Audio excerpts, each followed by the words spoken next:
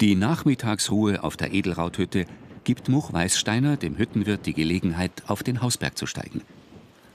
Die Napfspitze steht direkt über der Urlandschaft ums Eisbruckjoch. Mit dem Gletschersee und den Felskämmen der Zillertaler Alpen, über die der Nordwind heute die Wetterwolken treibt. Seit einem halben Jahrhundert ist das die zweite Heimat von Much Weißsteiner. Das ist, glaube ich, waren wir chancenlos schon in der Kindheit. Der Vater hat uns gezwungen, unter Anführungszeichen, mit ihm Mineralien suchen gehen. Und ich bin ja seit ich 6 Jahre alt bin, plus minus auf der Hütte, irgendwie tätig, als Kartoffelschäler oder wie auch immer. Der Vater und die Mutter, die beiden haben die Arbeit übernommen auf der Hütte zu einem großen Teil. Und wir durften uns wirklich auf den Bergen austoben da. Das war wirklich schön. Direkt am Alpenhauptkamm ein Schauplatz der Wetterphänomene. Heute brandet eine Wolkenfront über die Zillertaler Alpen.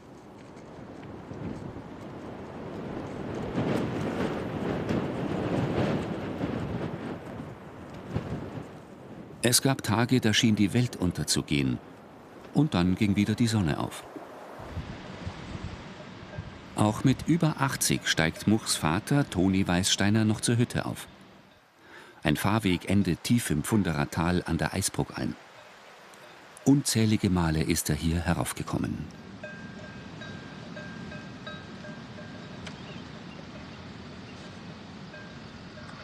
Man kennt jedes Buckele, jeden Stein. Es kommen verschiedene Geschichten wieder zum Vorschein, ja. Aufregen tut es mich nimmer. Aber viel erzählen tut es immer. Schlechte Tage als solche habe ich da keine gehabt. Echt? Aber strenge, anspruchsvolle und verantwortungsvolle Tage viele, aber schlechte keine. 40 Sommer hat er hier oben verbracht, seit 1974. Er war Lehrer und Hüttenwirt. Gewaschen wurde im Gletscherbach.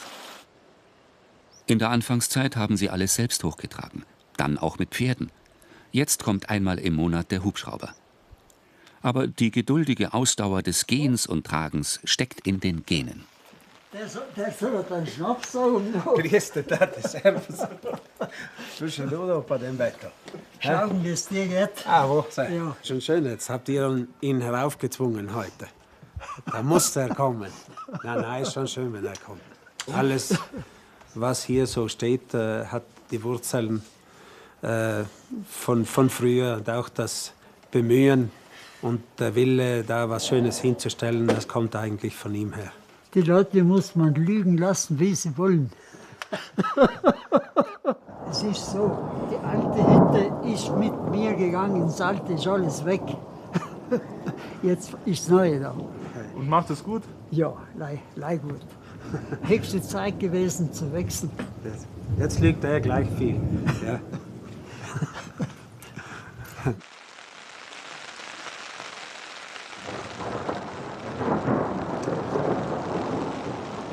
Niemand kommt mehr an diesem Tag.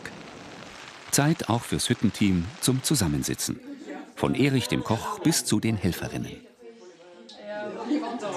Kartoffeln geschält, Wein nachgefüllt, die haben alles gemacht. Ich kann mich nicht mehr an vieles erinnern, ganz am Anfang, aber ans Kartoffelschälen eben schon, weil da waren ja viele Kartoffeln, die zu schälen waren jeden Tag. Und die Monotonie des Kartoffelschälens, das ist mir irgendwie in Erinnerung geblieben.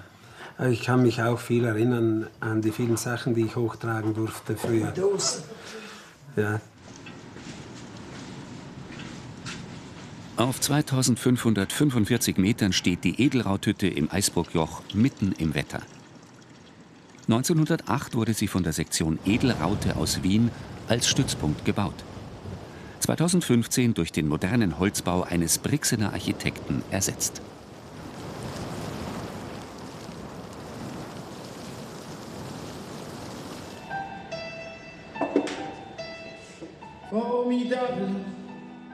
Im Hüttenteam ist auch schon eine Enkelin dabei.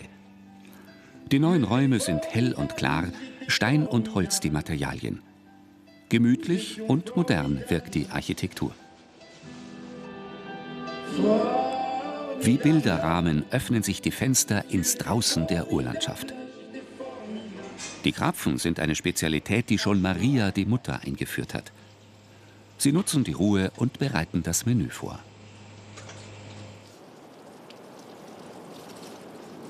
Wenn niemand kommt, bietet das die beste Gelegenheit für einen Versorgungsgang.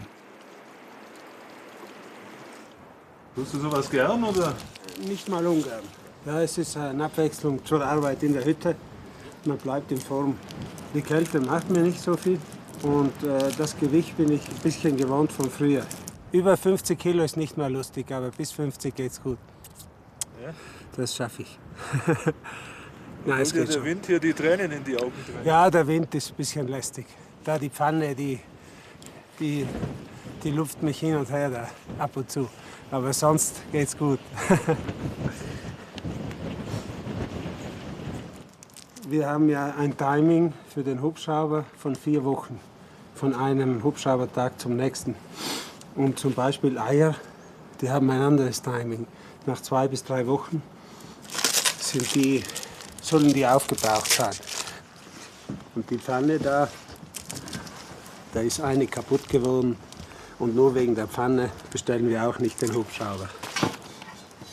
Wie die Eltern ist auch Much Weissteiner im normalen Leben Lehrer.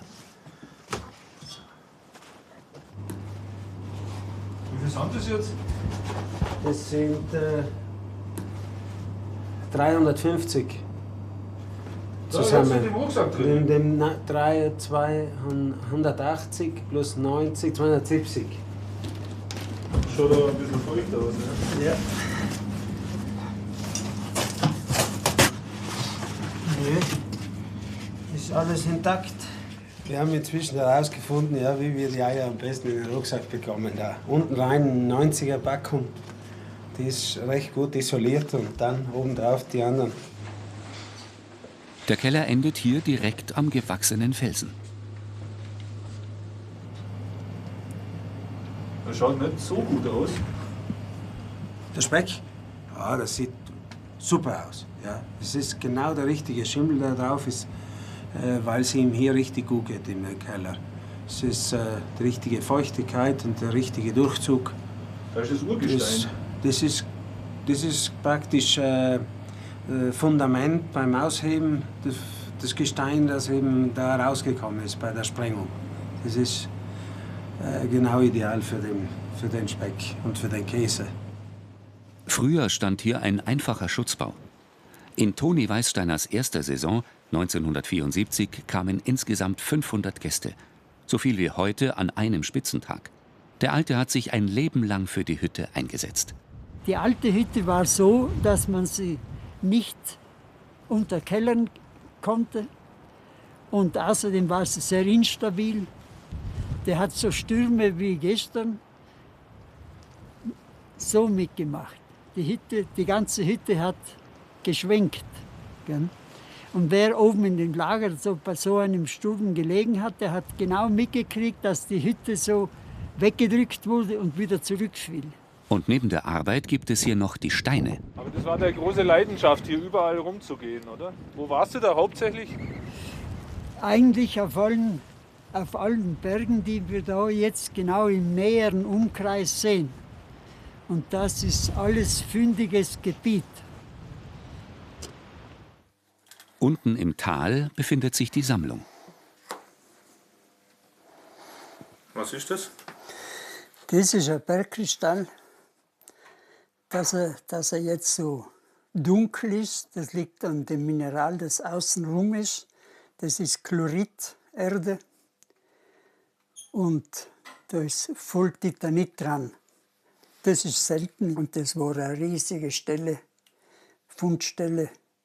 Und da war das Titanit ziemlich stark vertreten. Von der Hütte oben sind alle diese da. Den größten Teil seiner Funde hat er dem Museum in Bozen übergeben. Und Anton Weissteiner hat auch die Geschichte der Hütte und ihrer Wirte und Wirtinnen geschrieben, in der er selbst die zentrale Rolle einnimmt. In den aufgeregten Bomberjahren, dem Kampf um Südtirols Autonomie, hat er sie übernommen und zusammen mit der Familie unter einfachsten Bedingungen bewirtschaftet. Am Anfang habe ich mir gedacht, na, wozu gehen wir da hinauf? Aber dann ist man es gewohnt gewesen und die Kinder sind mit uns gegangen. Das war auch für uns wichtig, weil wir haben ja 5 Kinder gehabt. Und dann haben die ja auch nicht gewusst, was anfangen im Sommer. Nur einmal im Leben waren sie im Urlaub auf Elba. Ansonsten gab es nur die Hütte. Die Kinder waren selbstverständlich mit dabei. Die alten Bilder zeugen auch davon, dass es zur Zufriedenheit und für ein erfülltes Leben keinen Luxus braucht. Auch wenn das Innenleben der heutigen Hütte modern ist, durch Wasserkraft und Solarenergie soll sie so autark wie möglich funktionieren. Aber das Gefühl für diese besondere Lage und Geschichte ist erhalten geblieben. Etwas von der alten Mentalität, der Zähigkeit und Zufriedenheit. Natürlich auch durch Much Weißsteiner, der die Familiensache schließlich weitergeführt hat. Die ganzen organisatorischen Sachen vom Transport, von den Bestellungen, von hier die Hütte, die Wasserleitung, die Turbine, das ganze Kläranlage noch dazu. Eigentlich die Herausforderung, ob ich das bewältigen kann. Das war die Grundmotivation, das zu machen. Nachher, heute ist es einfach geil hier oben. Ah, das ist der Speck von unten, oder? Das ist der Speck vom Teller, ja.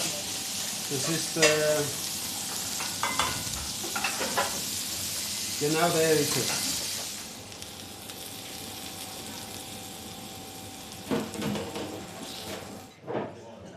Die Gaststube ist ein einfacher, warmer Saal, der mit stattlichen Fenstern die Erhabenheit der Berglandschaft vor Augen führt.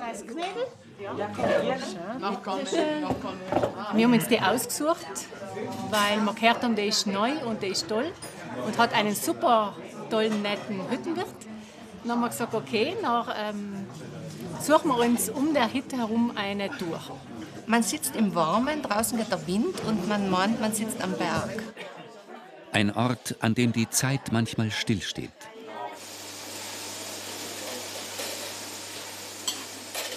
Von der Mama, die hat das hier eingeführt, ja, die Treppen vor allem. Sind wir die Einzigen, die sie so machen. Ja, und das haben wir so beibehalten, weil sie ja wirklich sehr gut sind.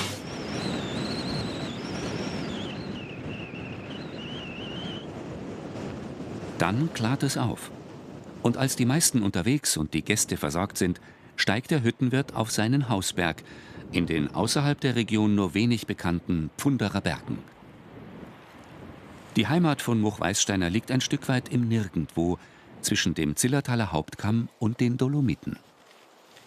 Die Leute aus Pfunders, die sind sehr zurückgezogen und leben so in ihrem Dorf und sind glücklich auch ohne viele Touristen. Und demgemäß ist es ein unentdecktes Gebiet eigentlich noch.